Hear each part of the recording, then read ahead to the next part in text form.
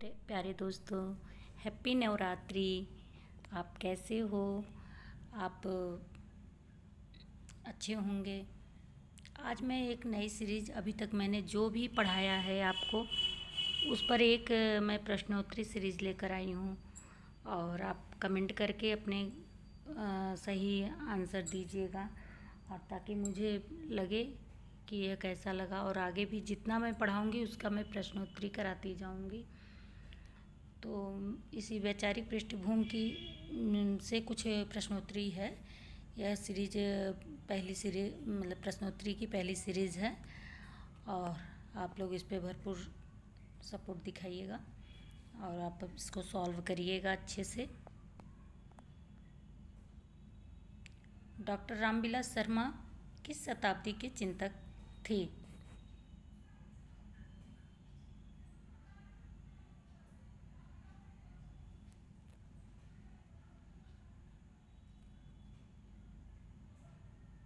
यह 19वीं शताब्दी के चिंतक थे।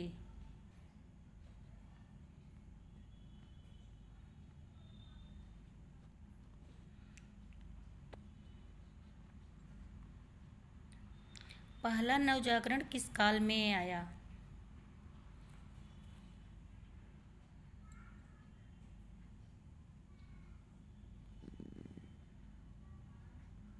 पहला नवजागरण मध्यकाल में आया।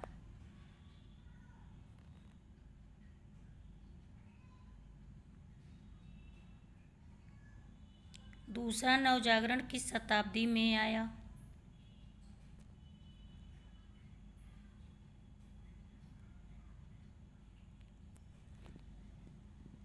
दूसरा नवजागरण 19वीं शताब्दी में आया।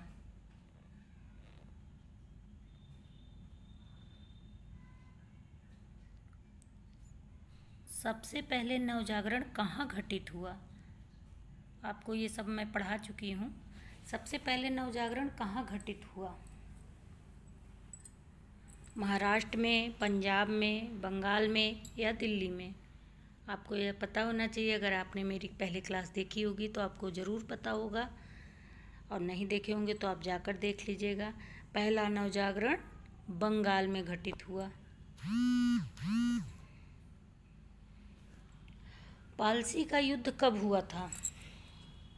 पालसी का युद्ध आप बताइए कि कब हुआ था। यह भी नवजागरण का ही है, हम यह हिस्ट्री से नहीं ला के रख दिए हैं। यह पालसी का युद्ध नवजागरण से ही संबंधित है।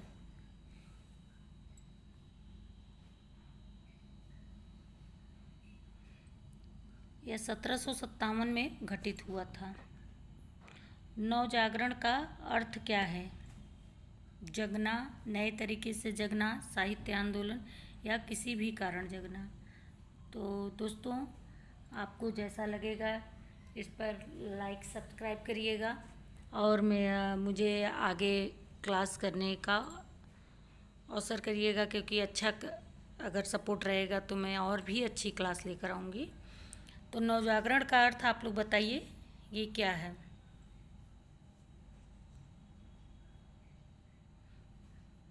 नवजागरण का अर्थ है नए तरीके से जगना।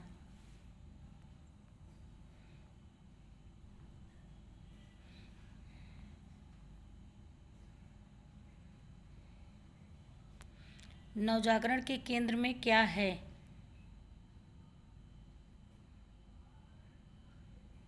पुनर्जागरण, उत्साह। यहाँ एक साहित्य होगा, मैं मिस्टेक कर दी हूँ टाइपिंग में।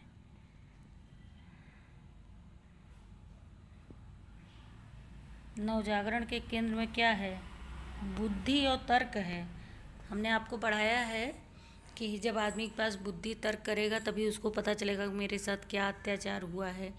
सती प्रथा का क्या हुआ? जब लोग चिंतक आए, राजा राम मोहन राय आए, तमाम तरह के आलोचक आए, तो चिंतक आए, तो उन्होंने, इनको पता चला कि यह मेरे विरोध में ये कार्य है, इसको हटा देना चाहिए, ये समाज की बुराई है, तो उस पर उन्होंने जमकर विरोध किया। भारतीय नवजागरण का अग्रदूत किसे कहा जाता है? यह तो आपको बखूबी पता होगा। भारतीय नवजागरण का अग्रदूत किसे कहा जाता है?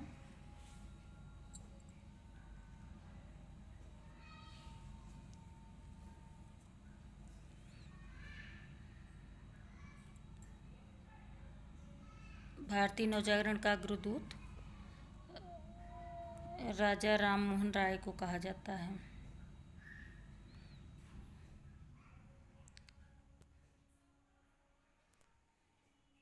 विधवा पुनर्विवाह के लिए किसने जमकर विरोध किया था?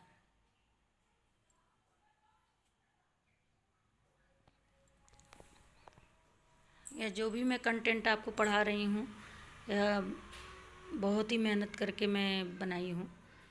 विधवा पुनर्विवाह के लिए किसने जमकर विरोध किया? सावित्रीबाई फुले, ज्योतिबा फुले। भाई विधवा पुनर्विवाह क्या हो, लोग कंफ्यूज हो जाएंगे कि यह औरतों ने ही विरोध किया होगा कि विधवा विवाह नहीं होना चाहिए। इसका जमकर विरोध किसने किया था? इसका जमकर विरोध दयानंद सरस्वती जी ने किया था। जाति उत्पीड़न के विरोध में किसने आवाज़ उठाई? जातियों के साथ जो भी उत्पीड़न हो रहा था, उन पर अत्याचार हो रहा था, उसका जमकर विरोध किसने किया था? ज्योतिबाबाई फूले ने। ज्योतिबाबाई फूले और सावित्रीबाई फूले दोनों ने जाति उत्पीड़न के खिलाफ जमकर आवाज़ उठाई।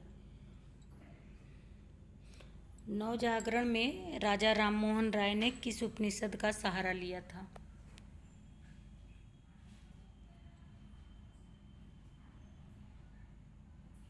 जब नवजागरण का उन्होंने यह नवजागरण को के अग्रदूत कहे जाते हैं राजा राममोहन राय, वो किसका सहारा लिए थे, किससे ज्ञान लिए थे, किसके ज्ञान के कारण उन्होंने अपना कदम देश के लिए बढ़ाया? यह उपनिषद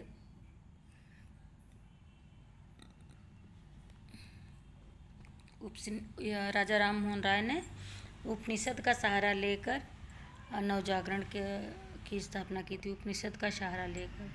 तो धन्यवाद। यह हम बहुत ही कम 10 क्वेश्चन 11 क्वेश्चन ही लाए थे। आपका जैसा भी इस पर सपोर्ट और प्यार दिखेगा वैसा ही मैं आगे लॉन्ग क्लास लेकर आऊँगी, 50 क्वेश्चन फिर 100 क्वेश्चन का। तो आप हमें सपोर्ट करिए और लाइक सब्सक्राइब करिए ताकि हम आपको अच्छा कंटेंट। अब मेरी 2 क्लास होगी, एक थ्योरी की होगी और एक प्रश्नोत्तरी की होगी। एक दिन में 2 क्लास मैं करूँगी। तो धन्यवाद। आप अपना प्यार बनाए रखिए। धन्यवाद।